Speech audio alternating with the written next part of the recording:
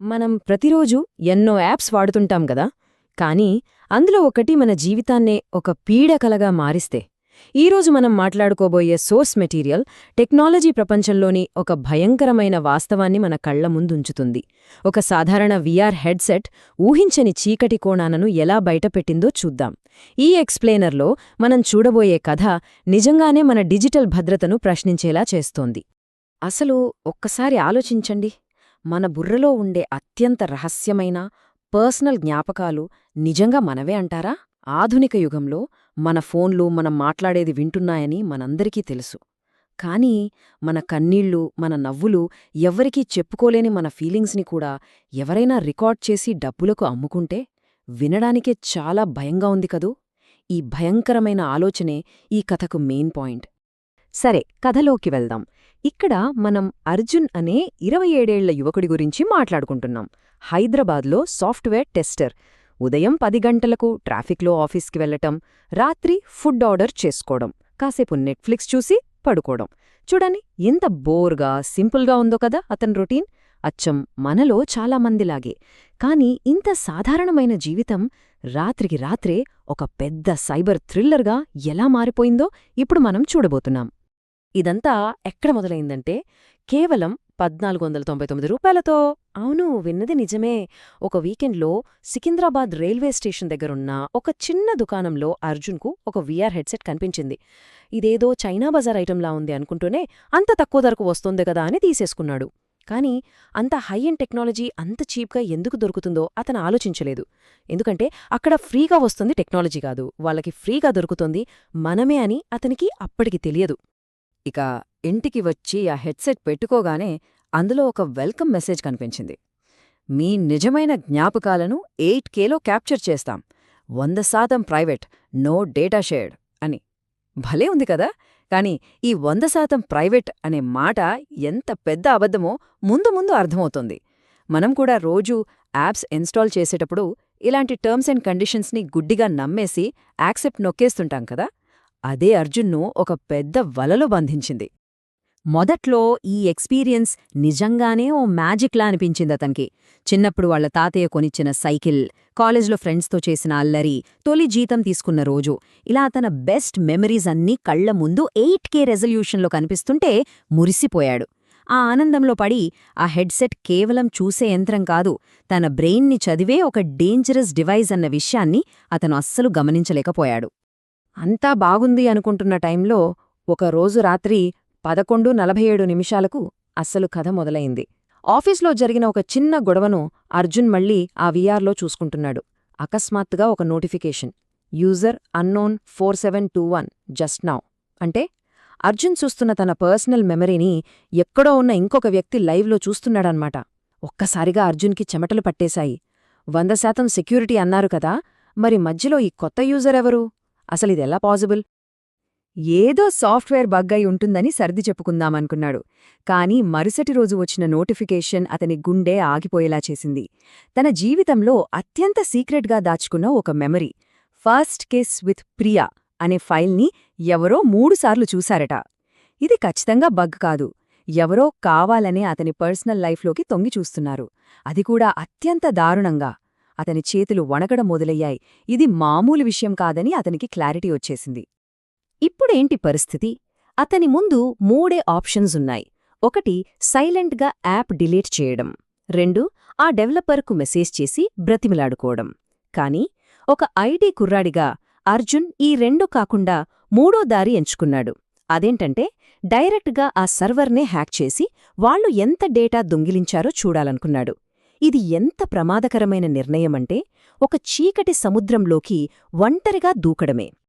ఇక అక్కడి నుంచి జరిగిన ఇన్వెస్టిగేషన్ అచ్చమో సస్పెన్స్ థ్రిల్లర్లా ఉంటుంది.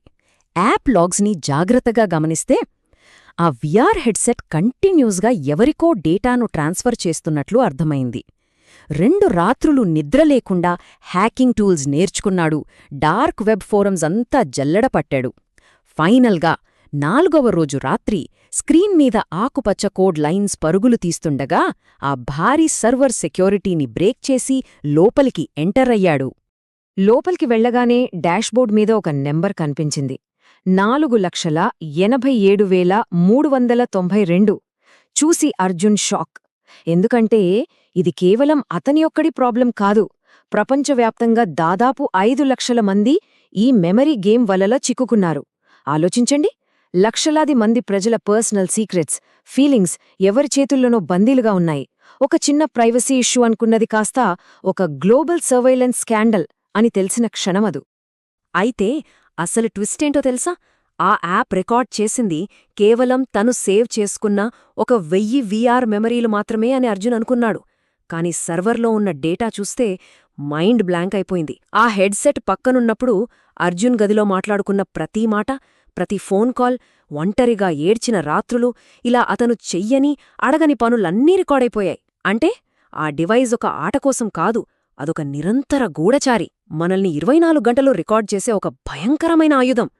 ఇక సర్వర్ లోపల ఒక ప్రీమియం సేల్ అనే ఫోల్డర్ ఓపెన్ చేసి చూశాడు. అందులో వాళ్లు పెట్టిన రేట్లు చూస్తే మనకి నిజంగానే వణుకు పుడుతుంది.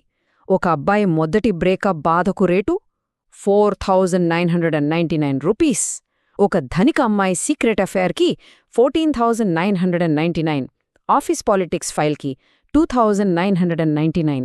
ఇలా మనుష్యుల ఎమోషన్స్ని, బలహీనతల్ని డార్క్ వెబ్లో ఒక ప్రాడక్ట్ లాగా మార్చేసి అమ్మకానికి పెట్టేశారు. మన కన్నీళ్లకు కూడా రేటు కట్టే ఈ చీకటి బజారు గురించి ఊహించుకుంటేనే భయంగా ఉంది కదా. ఈ దారుణాన్ని చూసిన అర్జున్ ఇంకేమాత్రం ఆలోచించకుండా తన డేటా మొత్తం డిలీట్ చేసి ఆ సర్వర్ను క్రాష్ చేయడానికి ఎంటో బటన్ నొక్కబోయాడు. సరిగ్గా అదే సెకండ్కి ఒక లైవ్ చాట్ విండో పాపప్ అయింది. అందులో అడ్మిన్ పంపిన మెసేజ్, అర్జున్, నువ్విక్కడికి రాకుండా ఉండాల్సిందే. అంతే, ఆ ఒక్క లైన్తో అర్జున్కి ఊపిరి ఆగిపోయినంత పనైంది. వాళ్లకి అర్జున్ లోపలికొచ్చాడని తెలిసిపోయింది. ఇప్పుడు అర్జున్ లైఫ్ ఎంత డేంజర్లో పడిందో అర్థమవుతోంది కదా.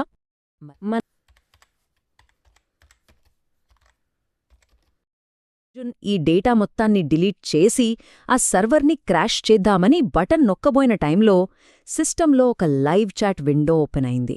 అర్జున్, నువ్విక్కడికి రాకూడదు.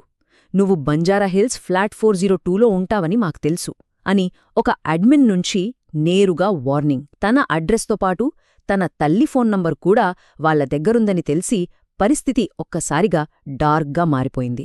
రాత్రనక పగలనక పైథాన్ స్క్రిప్ట్స్, 0-డే ఎక్స్‌ప్లాయిట్స్ నేర్చుకుంటూ అర్జున్ జరిపిన పోరాటంలో అసలు శత్రువ్యెవరో బయటపడింది. వాళ్ల పేరు Viper Syndicate. VR apps, fitness ట్రాకర్లు, స్మార్ట్ హోమ్ డివైజ్ల ద్వారా పర్సనల్ డేటా సేకరించి దాన్ని డార్క్ వెబ్లో అమ్మి బ్లాక్మెయిల్ చేసే ఒక ఇంటర్నేషనల్ మాఫియా గ్రూప్ అది. దుబాయ్ కేంద్రంగా పనిచేసే ఘోస్ట్ అనే వ్యక్తి దీనికి లీడర్. ఈ వైపర్ సిండికేట్ నెట్వర్క్ ఎంత భయంకరంగా ఉందంటే ప్రపంచవ్యాప్తంగా ఏకంగా 47 దేశాల్లో వీళ్ళ ఆపరేషన్స్ నడుస్తున్నాయి. అర్జున్ లాంటి ఎంతోమంది సామాన్య ప్రజలను వీరు కేవలం తమ టెస్ట్ సబ్జెక్ట్స్గా, అంటే ప్రయోగశాల జంతువుల్లా వాడుకుంటున్నారు. The global cyber war, one man against the syndicate. కానీ అర్జున్ బ్లాక్మెయిల్కు భయపడి సైలెంట్ అయ్యే రకం కాదు. తను వ్యూహాత్మకంగా ఎలా అడుగులు వేశాడో చూడండి. స్టెప్ 1, ముందుగా తన మెమరీలని ఎన్క్రిప్ట్ చేసి వాళ్ల సర్వర్ నుంచి డిలీట్ చేశాడు. స్టెప్ 2, సిండికేట్లోని ఒక mid level handler accounts hack చేశాడు. స్టెప్ 3, తనను టార్గెట్ చేసే ముప్పును తిప్పికొట్టడానికి ఫేక్ జీపీఎస్ క్రియేట్ చేసి వాళ్ల అంచనాలను తారుమారు చేశాడు. ఇదొక పక్కా మాస్టర్ ప్లాన్. అయితే పరిస్థితి అప్పటికే డిజిటల్ ప్రపంచం దాటి భౌతిక ప్రపంచంలోకి వచ్చేసింది. అర్జున్ హ్యాక్ చేసి విన్న ఒక ఆడియో కాల్లో సిండికేట్ లీడర్ ఘోస్ట్ ఏమన్నాడో తెలుసా? ఆ ఇండియన్ కుర్రాడా, వాడి పని పట్టండి, ఈరోజే మన క్లీనర్ టీంను హైదరాబాద్ పంపండి అని. దీంతో ఒక సాధారణ డేటా లీక్ ఇష్యూ కాస్త ప్రాణాల మీదకొచ్చిన చేజింగ్గా మారిపోయింది. ప్రాణాలకు ముప్పు పొంచి ఉందన్న భయంలోనూ అర్జున్ ఏమాత్రం వెనక్కి తగ్గలేదు. ఆ గందరగోళంలోనే వాళ్ల మెయిన్ ఫైనాన్షియల్ సర్వర్ను బ్రీచ్ చేసి ఏకంగా 2.3 టెరాబైట్ల డేటాను బయటకు లాగాడు. క్లయింట్ల పేర్లు, బ్యాంక్ ట్రాన్సాక్షన్స్, ఇలా ప్రతి చిన్న ఆధారాన్ని డౌన్లోడ్ చేసి ఆ డేటాను ఇంటర్పోల్, FBI ఇంకా ఇండియన్ సైబర్ క్రైమ్ విభాగాలకు సీక్రెట్గా పంపించాడు. ఆ తర్వాత జరిగిన పరిణామాలు ఒక టైం బాంబ్లా పేలాయి. ఒకవైపు అర్జున్ అధికారులకు డేటా లీక్ చేస్తుంటే మరోవైపు ఘోస్ట్ అర్జున్ ల్యాప్టాప్పై కౌంటర్ అటాక్ మొదలుపెట్టాడు. సిస్టమ్ బ్రీచ్ అవ్వడానికి కేవలం 47 సెకండ్ల సమయం మాత్రమే ఉంది. ఈ ఉత్కంఠభరిత క్షణాల్లో చివరి 10 సెకండ్ల ముందు అర్జున్ తన టొరెంట్ కిల్ స్విచ్ ఆన్ చేశాడు. ఆ సిండికేట్ దగ్గరున్న మిలియన్ల కొద్ది సీక్రెట్ డేటా మొత్తాన్ని పబ్లిక్ టొరెంట్లో వదిలేశాడు. The final confrontation, deploying the memory reaper. రాత్రి 2:15 హైదరాబాద్లోని ఒక పాడుబడ్డ భవనం. అర్జున్ ప్రాణాలు తీయడానికి వెనకే ఒక కిల్లరొస్తున్నాడు. వాడు తుపాకీ ఎక్కుపెట్టిన ఆఖరి క్షణంలో అర్జున్ తన బ్రహ్మాస్త్రాన్ని ప్రయోగించాడు. అదే మెమరీ రీపర్ అనే ఒక డెడ్లీ వైరస్. ఈ ఒక్క దెబ్బతో దుబాయ్లోని ఘోస్ట్ సర్వర్లన్నీ సెల్ఫ్ డిస్ట్రక్ట్ అయిపోయాయి. సిస్టమ్ ఫెయిల్యూర్, 100% డేటా లాస్ అని స్క్రీన్ మీద పడగానే వాళ్ల సామ్రాజ్యం కుప్పగూలింది. పని పూర్తయిపోయిందని అర్థమైన ఆ కిల్లర్ వెనక్కి వెళ్ళిపోయాడు. The digital privacy illusion, lessons from the Ashes. ఈ ఉత్కంఠభరితమైన పోరాటం ముగిశాక అర్జున్ తన స్నేహితులకు పంపిన ఆఖరి మెసేజ్ ఇది: ఒక్కసారి మనం మన డేటాను షేర్ చేశామంటే ఇక అది మనది కాదు. ఈ ఒక్క వాక్యం మన డిజిటల్ ఫుట్ప్రింట్స్ ఎంత ప్రమాదకరమైనవో కళ్లకు కట్టినట్లు చూపుతోంది. మనం ఏది రికార్డ్ చేస్తున్నామో, దేన్ని పంచుకుంటున్నామో అనే దానిపై మనకు పూర్తి నియంత్రణ ఉండాలన్నదే ఇక్కడ అసలైన నిజం. ముగించే ముందు మనం వేసుకోవాల్సిన ఒక ప్రశ్న ఉంది. మన చుట్టూ ఉన్న ప్రతి పరికరం మనల్ని నిశ్చితంగా గమనిస్తున్న ఈ ప్రపంచంలో అసలు మన జీవితంలో ఎంత భాగం నిజంగా మన స్వంతం? ఈ ఆలోచనతో ఈనాటి విశ్లేషణను ముగిద్దాం. మన పర్సనల్ డేటా ఎంత పవర్ఫుల్ అనేది, మన డిజిటల్ ప్రైవసీ పట్ల మనం ఎంత అలర్ట్గా ఉండాలి అనేది మర్చిపోవద్దు. మళ్ళీ మరొక ఆసక్తికరమైన విశ్లేషణతో కలుద్దాం. అప్పటివరకు keep learning and stay safe.